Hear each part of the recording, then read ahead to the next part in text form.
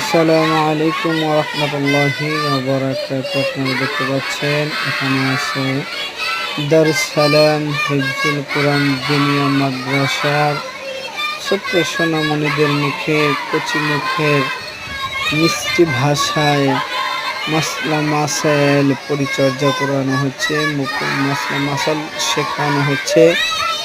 ওদের জন্য আপনারা সকলে আল্লাহ রাব্বুল আলামিনের কাছে দোয়া করবেন যেন ওরা এক একজন হক্কানি আলেম হিসেবে কবুল হয়। যে আলেম হলে দেশ ও জাতির কল্যাণ হবে, যে আলেম হলে দেশ ও দুনিয়ার কল্যাণ হবে, ওই সমস্ত আলেম হিসাবে আল্লাহ ওদেরকে সকলকে কবুল করে নিক।